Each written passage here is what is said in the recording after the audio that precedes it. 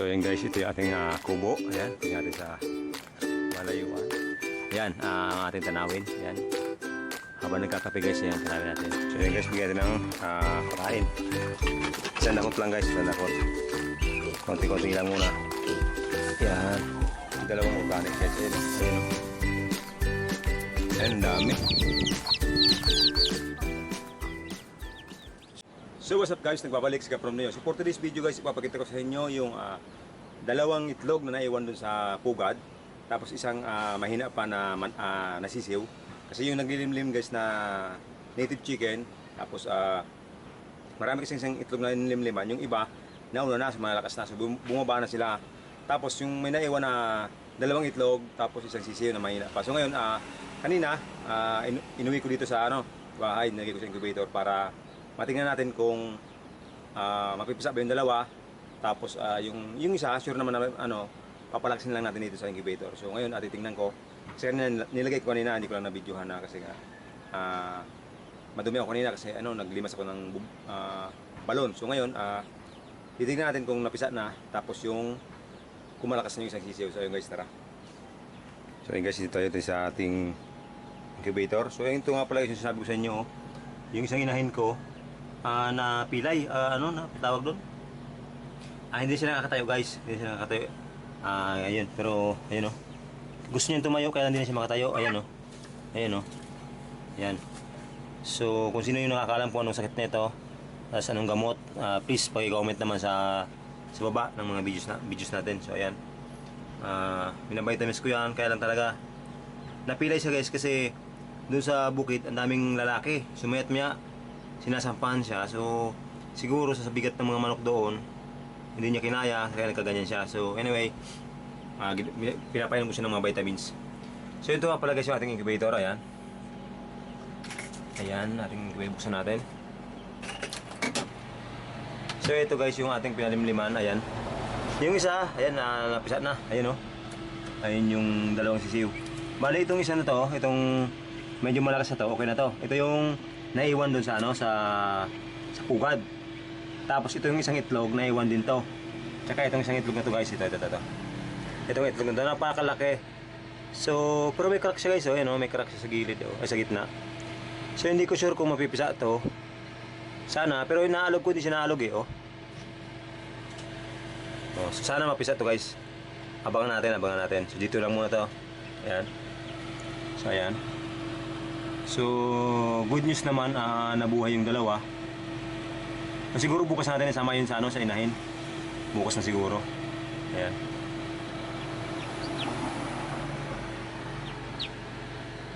So, ito, hindi pa to.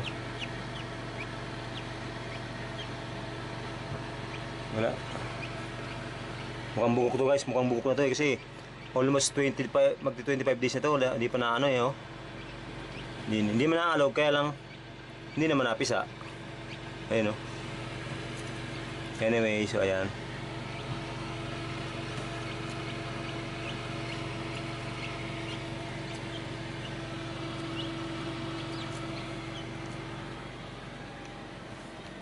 So ayun guys, bali bukas natin yung dalawang napisa na yun guys. Bukas natin isama dun sa mga kasama niya, yung mga kapatid tsaka yung nanay niya. Bukas natin dalhin sa bukid. So ayun, bukas kita-kita tayo guys. Ipapakita ko sa inyo yung pagdala ko ng sisiw doon sa mga kasama niya at sa nanay niya. So ayun guys, bukas. So ayun guys, ayun tayo sa kubo. Ayan. Yung isang biik ilalagay dito sa kasama niya. Galing ko sa bahay. Hindi ko ng video sa bahay kanina kasi mainit masyado. So ayan. So ito yung mga kasama niya. Ayan. So ito guys yung mga kasama niya. Yeah. Dahan-dahan lang. Ayan. So ayan.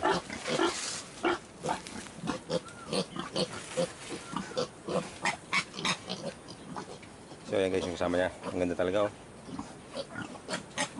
Lahat naman maganda guys. Nice one.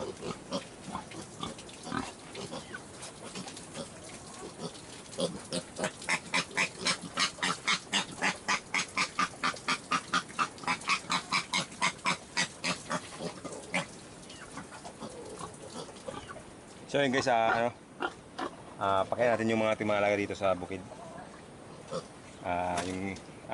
Yan, isa na yan. Tapos yung the rest, yung dalawa doon. Tapos itong mga bagong mga bake natin, ayan.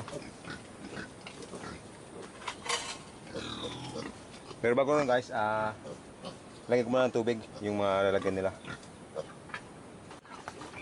So yun guys, bigyan natin ng pakain. Isang dakot lang guys, isang dakot. Konti-konti lang muna. Yan.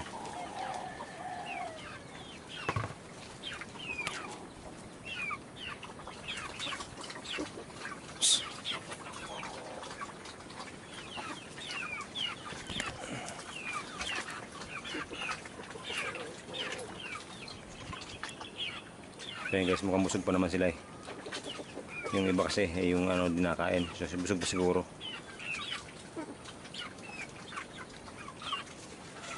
Ito guys, itong dalawa na to, dalawang malaki. Ayan, ito, tsaka yun, Plano ko rin gawing inahin guys kasi maganda. Maganda yung lahi niya. Mabilog na mahaba. Ito naman mahaba talaga. Mga large ba ito eh. Ito, mga puti. So yun yung ating plano dito guys, ating mga bake. So yun guys, aligaga pa guys, hindi pa masyadong nakikisalamuha dito. Ayan gustong malis. Gustong lumabas ng ating bagong bake na isa.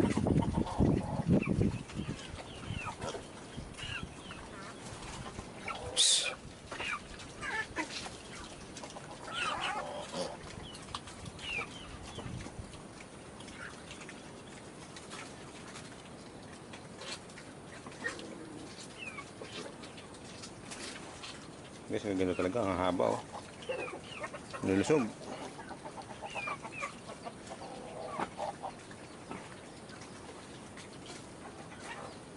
Yan guys, na-deworm na yan guys. So, kaya okay na yan.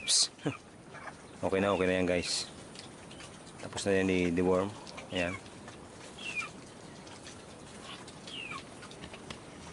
So ayun guys, after nito, doon tayo sa kubo. Sa may baba. Sa may kubo guys. Yung tawag doon, yung kulungan ng mga manok.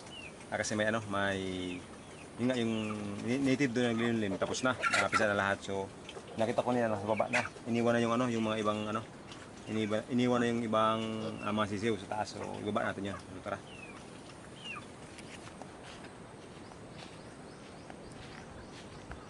Yan tingin sa mga alaga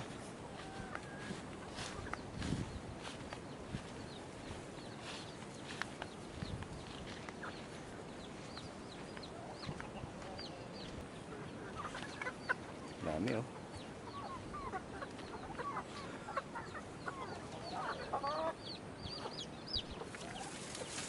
bagong itlog, wala pa. Ayan guys Noong nakarang hapon nag-harvest tayo, ayan. So ngayon wala pa, native pa rin yung nandito. Ayan. Wala pang ibang itlog. So ayan guys. Pero sana madagdagan pa yan. So dito na wala guys yung itlog dito sa baba ayun. So ito guys, yung itlog dito sa baba. Dito ng itlog yung yung dalawang organic guys. Ayun Ayan Ayan guys, sumama dun sa sa isang native. Ayun yung dalawang maliit niyan guys, native yan. So yung dalawang malaki, organic yan. So takpan natin ulit guys. Nung planggana. Yeah. Ito yung planggana guys. Yeah. Ayusin natin. Ayan.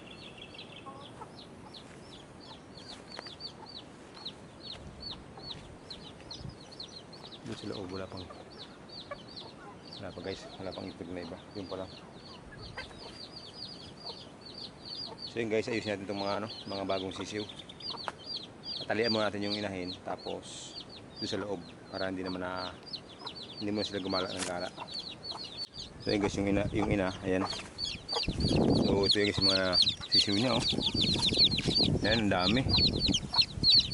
Tapos meron pa doon sa labas guys na tatlo, ayan, oh. Ayan, sa dulo. So tara, ibaba natin ito guys. Bilangin natin.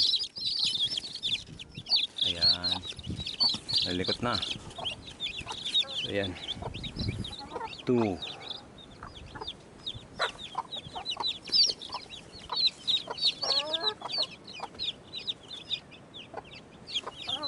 7,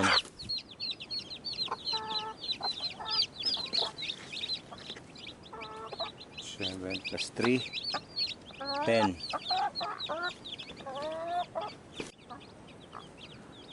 So yan guys, ating mga bagong sisiw. Ayan, meron pang sa labas tatlo, ayun, oh. Hindi pa nakakapasok guys. So yun, mamaya ipasok natin.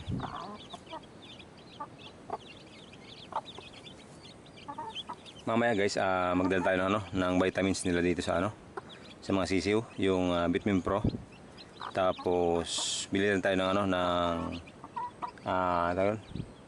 Bitrasin Gold guys, para ma-prevent natin yung yung na hindi sila magkasipon. So ayan. Kasi nito, sisiw, so prone sila sa sa mga sipon-sipon. Mahina pa yung resistensya nila, so kailangan din silang suportahan. Kasi meron tayo ditong mga native na manok na may mga sipon, so baka mahawaan sila. Doon din naman sila nakakasalamuha doon, pero baka sa hangin makasagap sila ng sipon. So ayun, para ma-prevent natin 'yon. Ayan.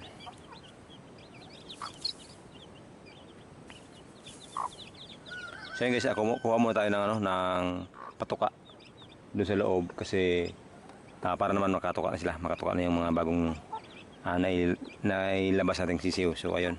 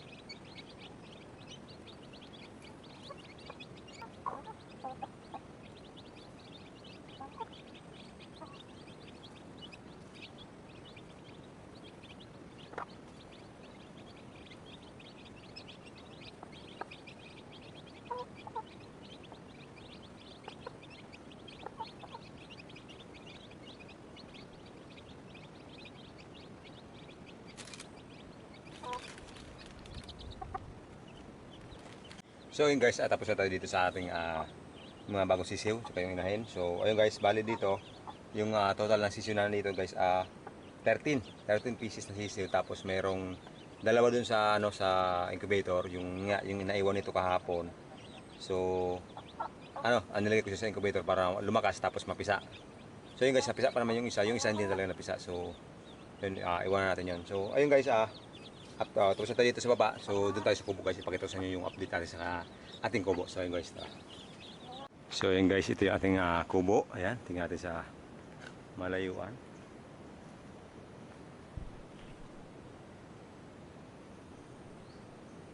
So ayun guys, siguro mga nasa 70 to 80% nito guys. Ayan. Kasi ito guys, yung ating dito sa may tawag dingding, ano lang, halos wala ng kalahati guys kasi para mas design. Tapos mas presko sa loob. Ayan. Hanggang dito sa kusina guys. Ayan. Itong kusina guys is ganoon din. Hanggang dito sa gilid. Halos kalahati lang din yung ating dingding. Para nga mas presko. Ayan. Ito guys hindi pa ito tapos. Pag natuyo to, pag nanilaw na yan guys, varnish natin guys. Varnish para mas maganda tingnan. So ayan. So ito guys yung ating sa loob. Ayan.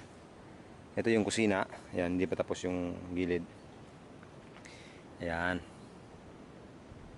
So, ayan guys, ang ating kubo. Ayan. Ito, kwarto. Ayan, maliit na kwarto guys. So, pwede na yan kasi ang 2 tao o 3. Pag may stopover, pwede yan guys. Ayan. Ayan. So, dito sa loob. Ayan, may hagdan na. Maliit na hagdan, pwede na yan. So, dito guys, pagpasok dito sa kubo, ayan. Ayan, ito yung ating pinto sa ating kwarto, ayan. Ito yung parang balkon, ayan. Yung habang nagkakape, ayan, meron dito. Maglalagay tayo dito ng, ayan, bangko lang dyan, bangko. Tapos kakape, pwede na yan. Tapos habang nagkakape, ayan, ang ating tanawin, ayan. Habang nagkakape guys, ayan, tanawin natin. Ayan, ating yung lumang kubo. Bale, doon na nakatira yung mga yung mga alaga nating mga manok. So ayan, gagawin natin paitlogan yan. So kando yung sa kabila yung ating balon, tsaka yung babuyan. So ayan. Ayan guys, yung ating munting kubo. So ayan. Ayan. Ayan, tour tayo dito sa gilid, ayan. Maganda ito guys, kasi ito yung napili kong pwesto. Medyo mataas to kasi yun nga, tanaw natin yung mga nasa baba. Ayan. Tanaw natin, ayan. Tapos yung baba yan guys, ayan yung mga ano yan. Magkatanim tayo ng ng palaya tsaka upo. Yan, para meron tayong harbisin. So ayan guys. Ito yung ating kusina. Yan. Hindi pa lang masyadong tapos. Yan. Medyo madumi pa. Tsaka ito pala guys. Itong taas na to, ayan, itong taas na to. Maglalagay tayo dito ng ng higaan, isang pang 2 tao. Ito. Para kung sakaling may bisita tayo, yung malalasing, pwede matulog dito sa taas. Hanggang tayo dito sa taas. Kasi alam mo guys, ay yung mga tropa natin, karamihan manginginom. So, talagang yung iba, yun nga, sabi nga na magbabakasyon dito, magpupunta dito sa kubo. So, sabi ko hindi pa tapos. So for sure, pagkatapos ito, talagang pupunta yung mga tropa natin dito. So, ayun. Kaya kailangan natin matapos to. Maglagay tayo ng mga higaan.